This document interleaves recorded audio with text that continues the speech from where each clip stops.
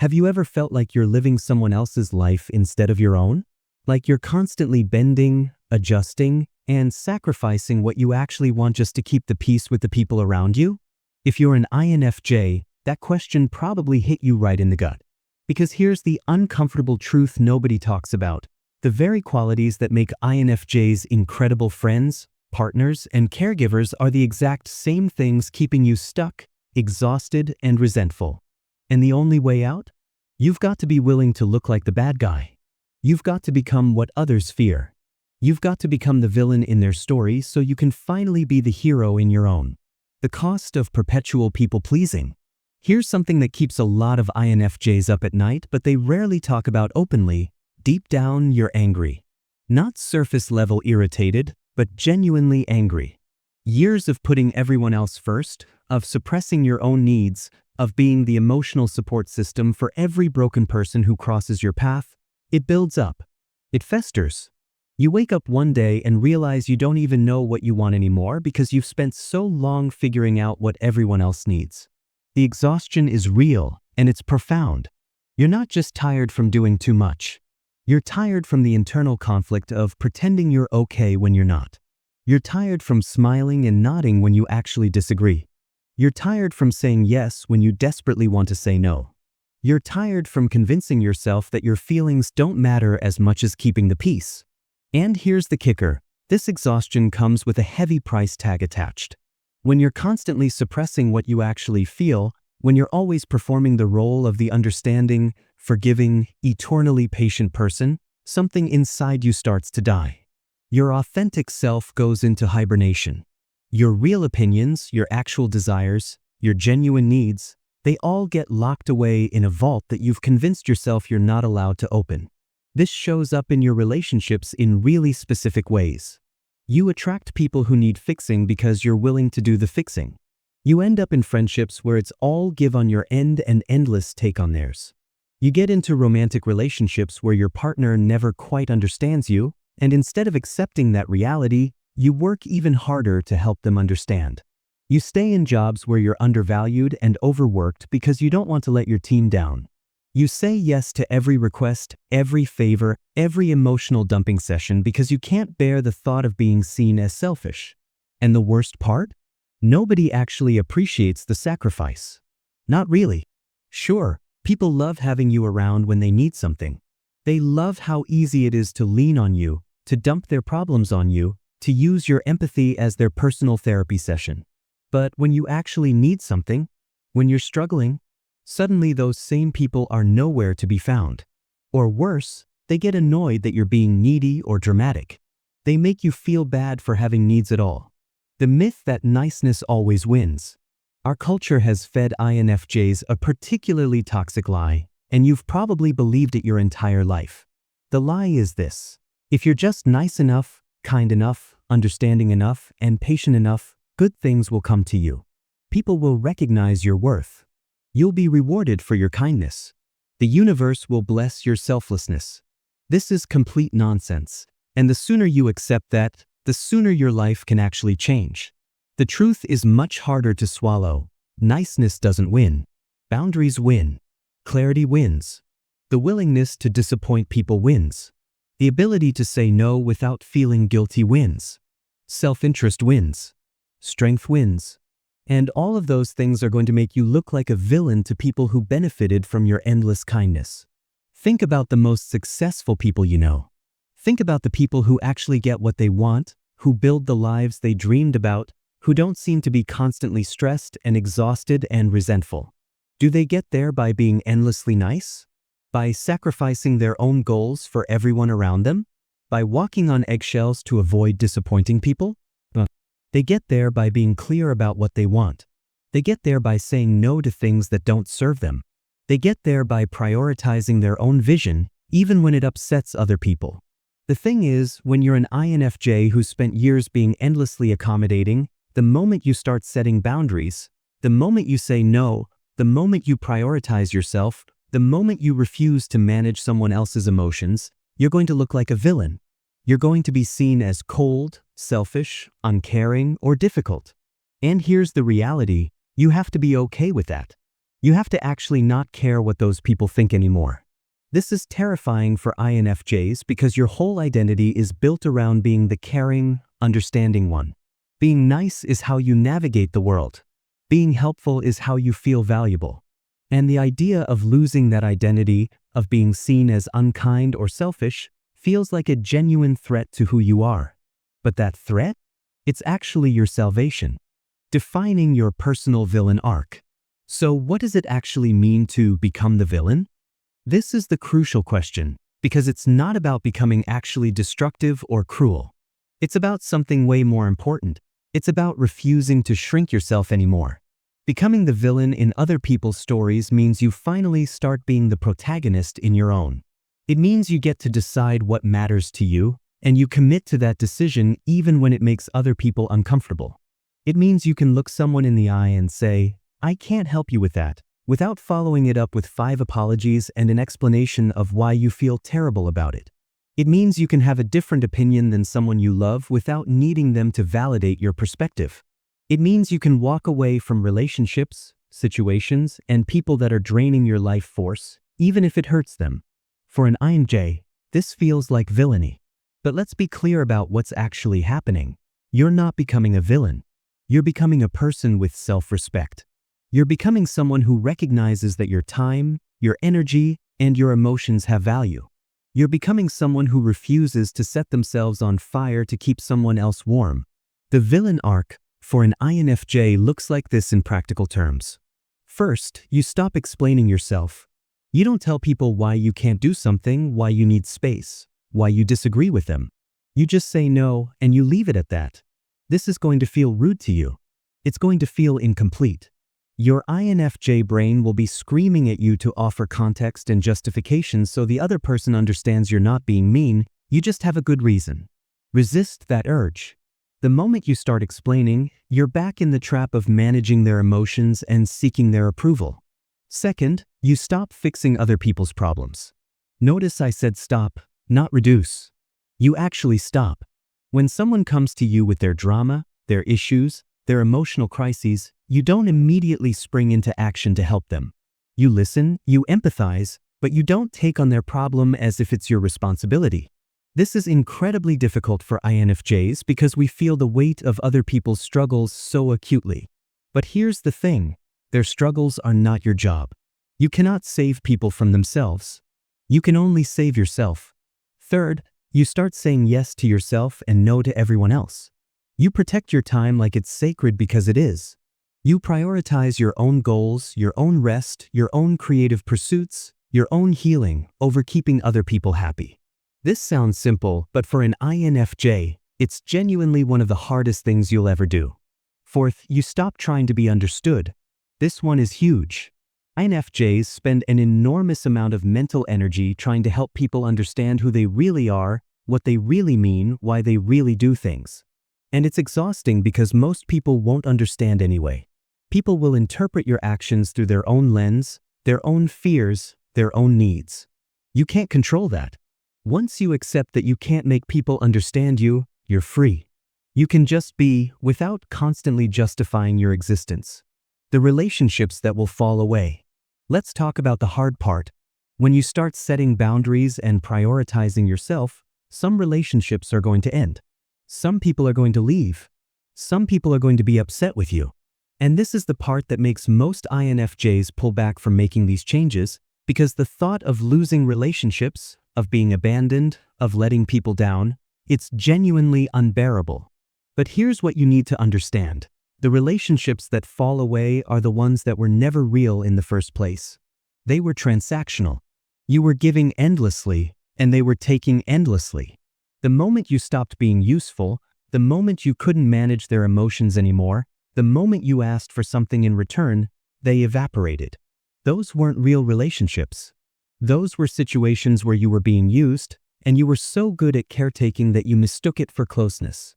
The people who truly love you, the ones who actually care about you, they'll stay. They might be frustrated when you first set boundaries. They might feel hurt or confused. But the ones who genuinely respect you will eventually understand that you're not abandoning them. You're just finally taking care of yourself. And if they can't accept that, then they were never your people anyway. This is where the villain label really kicks in.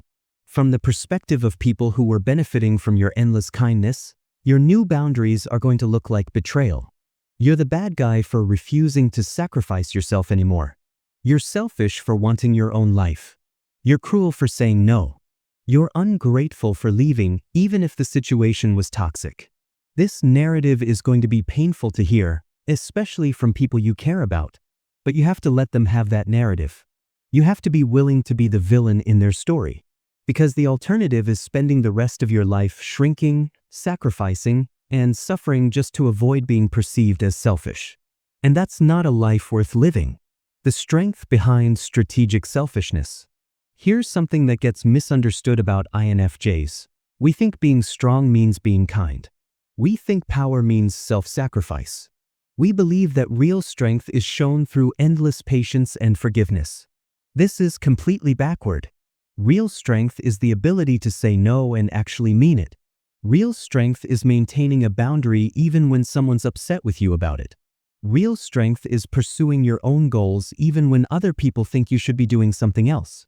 Real strength is being okay with being disliked. This is what becoming the villain actually requires.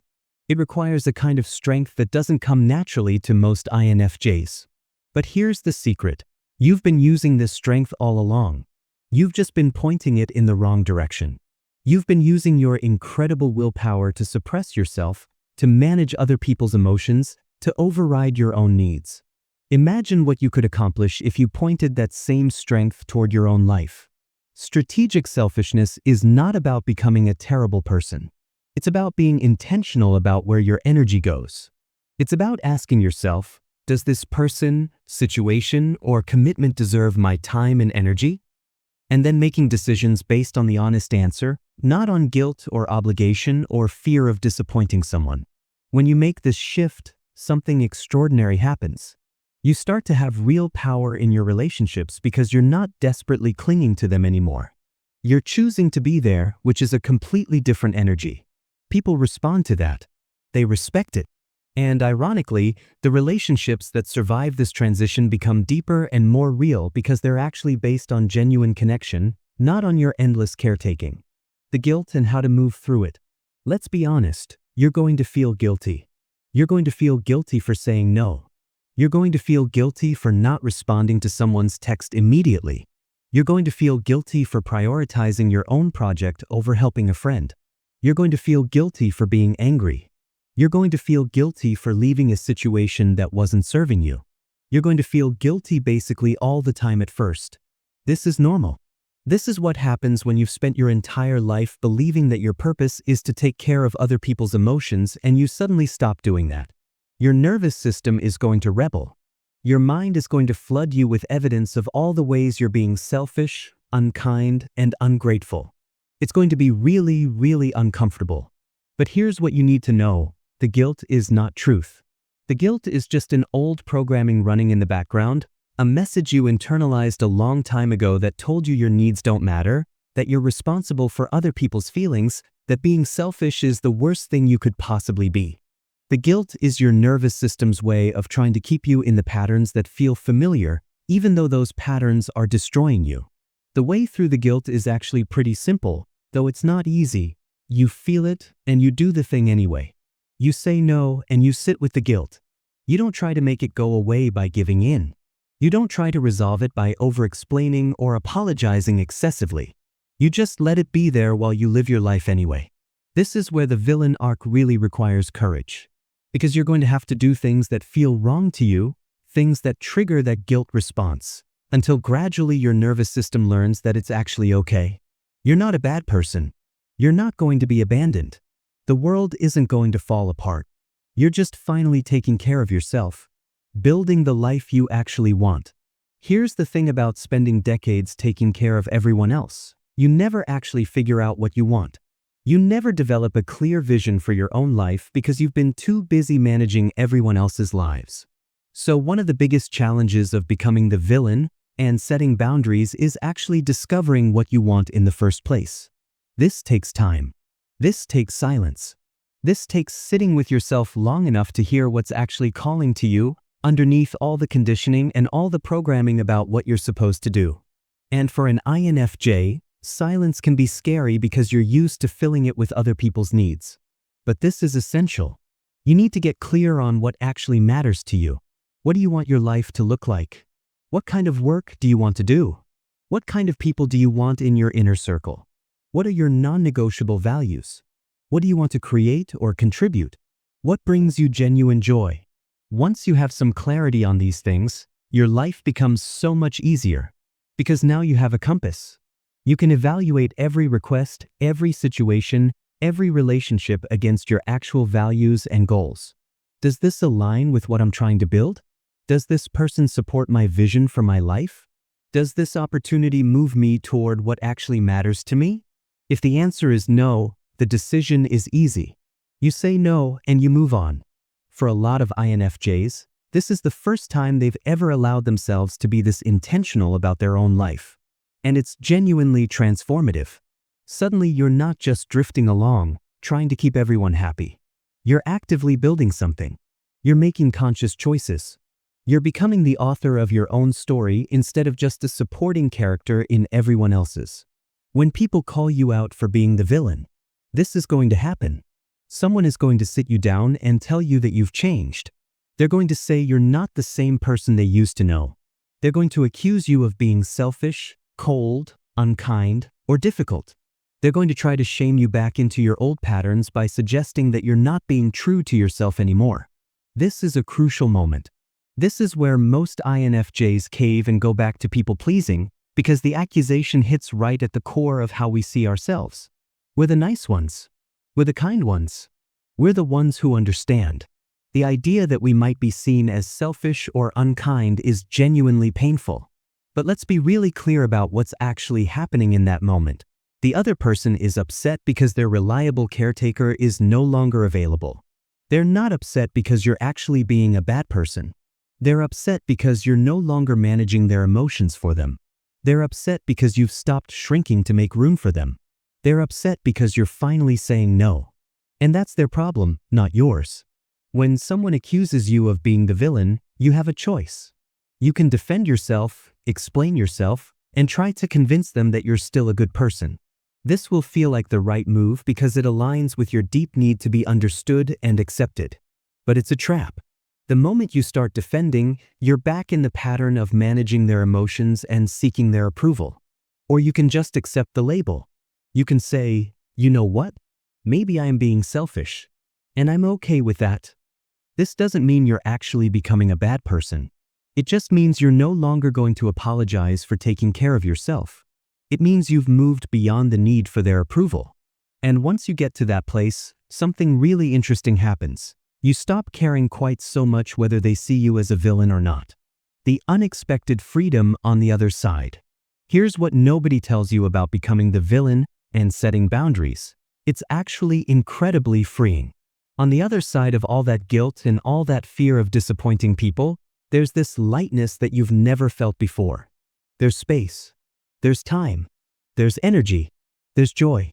When you stop spending your entire emotional capacity on other people's problems, you suddenly have room for your own life. You have room for your own dreams. You have room for genuine rest, not the kind where you're exhausted but still thinking about everyone else's needs.